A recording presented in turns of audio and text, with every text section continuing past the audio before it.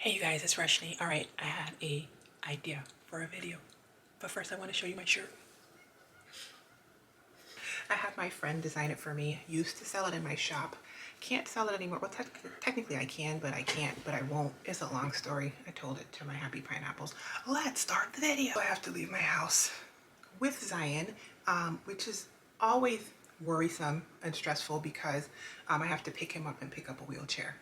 And it's 3 degrees outside. So there's a lot of heavy lifting and it's 3 degrees outside. I keep saying that. I don't like it.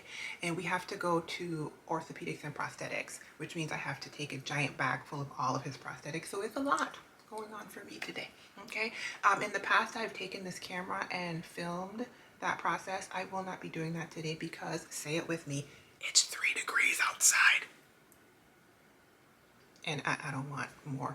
I can't do any more, but I will put any videos to the former times that I've done that down below this video. Lego. I also think it's fun that my shirt says "Nuck if you buck," but my bracelet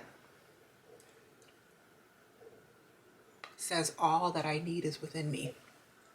Okay, it's the duality. Hello, I'm a complex being. All right, the nuck and the buck is within me. This video is about the fact that unbothered is a myth. I've seen people on the internet talking about how they're unbothered. They're unbothered. I'm unbothered. It's a term that people try to say when they're like, whatever this thing is, I'm unaffected by it. I'm not even thinking about it. It's not even something that's registering in my life.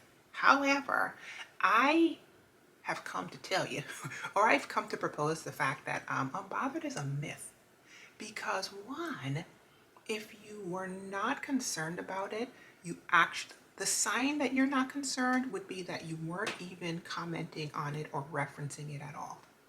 Okay? And so the fact that you have to come up with a term to call it something means that you are in fact actually impacted by it and potentially bothered. That's the first thought that I've had as I've grown all into these 40s that I'm in now. The second thing is, what's wrong with being bothered? Can I ask a question? Y'all, what is wrong with being bothered? Why are we so against feeling our feelings? Why are we so against having our emotions, making space for them and letting them live somewhere? Emotions aren't, I always tell my coaching clients this, emotions aren't supposed to be driving the car for you, but they're definitely indicators on the dashboard. We were given emotions for a very specific reason, and it's to show you that something needs to be addressed. Okay, so if you're bothered, what's wrong with just being bothered, allowing yourself to feel bothered, and then when you're ready and you can, assessing why you're bothered and then making the appropriate changes. Like, ooh, stomach is growling. Listen, time out for people pretending that they are emotionless bot droids, and then in the stillness of the night, they're probably crying themselves to sleep. In the stillness of the night, they're probably milling over the 25 things they're unbothered about today. And then all the people who are blindly following them, the blind leading the blind, lemmings going off a cliff, are back here trying to emulate their emotionlessness. And that's not possible. And so their followers are beating themselves up, feeling like they're less than, feeling like, why can't I control my emotions? Feeling all of these things instead of feeling the actual feeling that they were feeling, which was bothered by something. Now, I'm not a mental health professional, okay? I'm just a video creator and a little life coach out here in the internet streets. But what I would like to tell you that I've learned from my own life, and then I'm gonna go because I got a job, I gotta go work.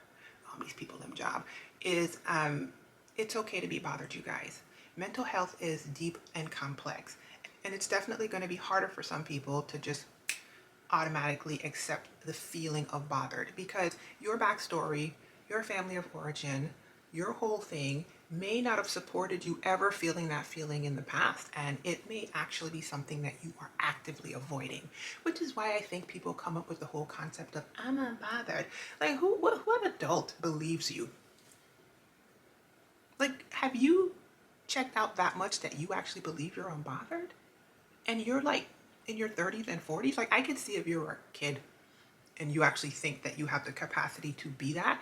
But what's wrong with being bothered? Be bothered.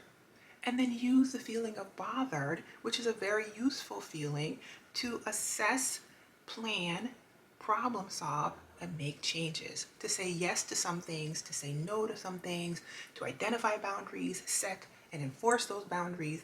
It's okay to be bothered. If feeling bothered brings up all kinds of physiological, nervous system, freak out, I can't deal with it types of feelings for you, you may want to consult with a mental health professional. All right. You can also work with somebody like me. I'm a life coach, not a mental health professional. But as you can see, these are the type of topics that are near and dear to my heart. I just thought it would encourage somebody on today. I'm so silly. As you knock and you buck on today, remember that everything you need is within you, including emotions and feelings like being bothered.